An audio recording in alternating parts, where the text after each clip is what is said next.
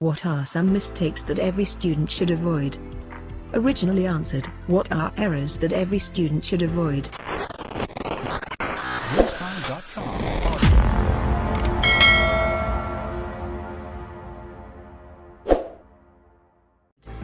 You may not even think that what you're doing is wrong. It could be something you do by default or simply because you haven't found an alternative.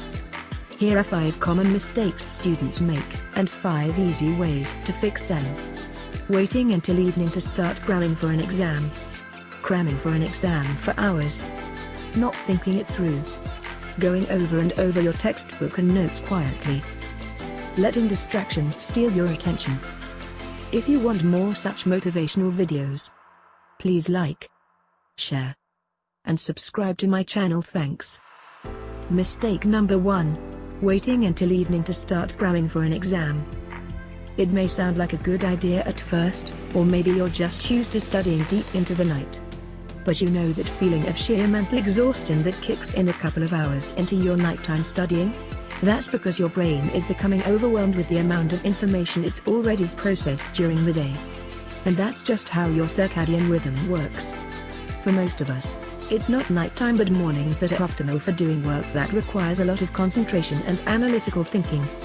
For studying, this work includes reading, doing exercises, analyzing, critical thinking, and problem solving. How can you fix this?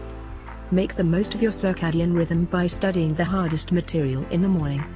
The benefit is that your brain is well rested from sleep, is not yet distracted by events happening around you, and therefore can focus better on analytical tasks. Schedule in a study session 2-4 hours after you wake up. For example, if you wake up at 7, your peak times are between 9 and 11 a.m. If you have classes early in the day, consider shifting your sleeping schedule so that you can wake up earlier to tuck in a study session. And if your mornings are free, extend this time until lunch to maximize your peak performing hours. Mistake number 2. Cramming for an exam for hours. It's quite a challenge to stay focused on your textbook when you've been sitting at your desk for hours reading through it.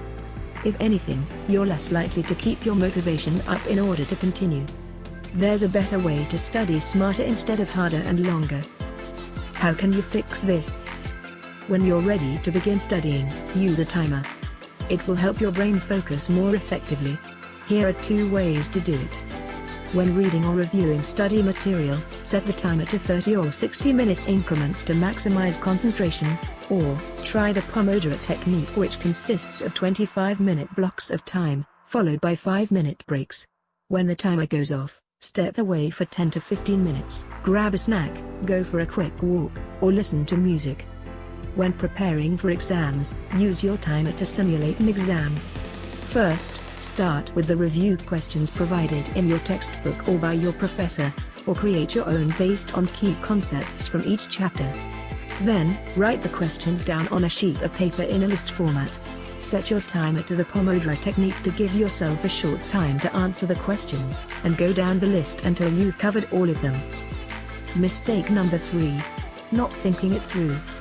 The typical study session consists of a general plan to cover certain chapters, followed by a review and going over notes.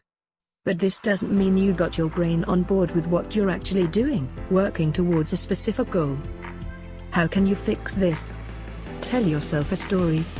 It's not a joke, it's a technique called building a mental model, in which we tell ourselves a story of what we expect to happen in the near future so that we can master our concentration for what we need to do.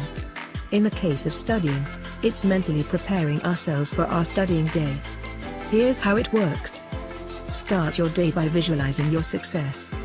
Do this before you begin by setting aside 5 to 10 minutes before you get up in the morning, while you're having breakfast, or right after breakfast as you sit with your eyes closed.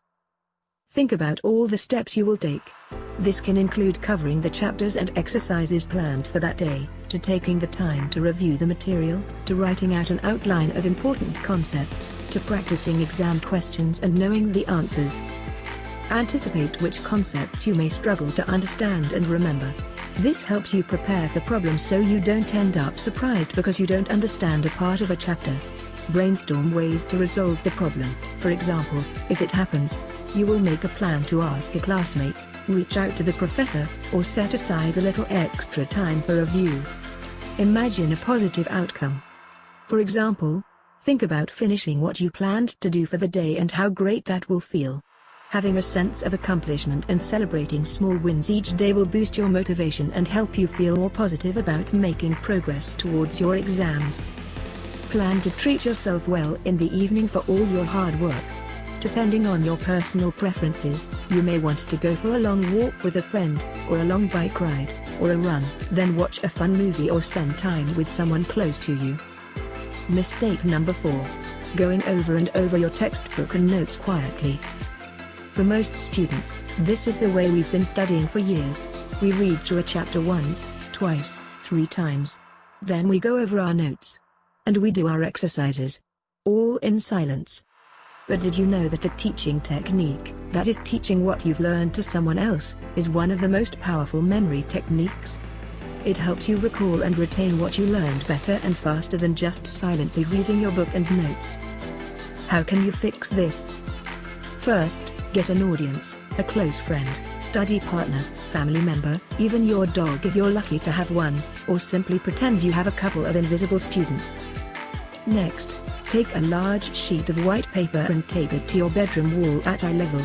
If you'd like, get a few sheets and tape them together for a larger writing surface.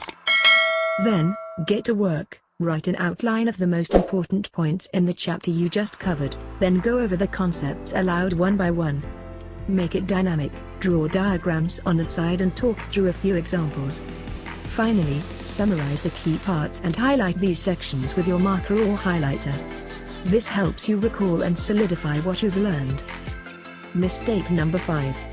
Letting distractions steal your attention. There are so many distractions that can slow you down and keep you occupied so much that you find your eyes and your focus wandering off to things that aren't top priority. Sometimes it's a call from a friend, or listening to the news, or checking the notifications from the apps on your phone. How can you fix this? Be more proactive at eliminating distractions around you. Here's how to do it. Check emails and social media apps 3 times a day. Spending your peak performance hours to read through social media updates, emails and news is a waste of your mental energy. A good schedule to follow is to check around lunchtime, later in the afternoon, and in the evening. You can use your short breaks between work sessions to catch up on Twitter, Facebook or Instagram. Set your phone to airplane mode when you need to focus without a single interruption. If it's not possible for you to do that, then turn off the volume in your phone settings and put your phone away so that you can't see it in front of you. Set expectations with people close to you by letting them know you won't be available in the next few hours. It sounds obvious but it isn't. Nobody will know you need your quiet time, so you don't need to tell them. Let them know when you'll reach out with a call or in person to catch up with what's happening that day. Thanks for watching my video.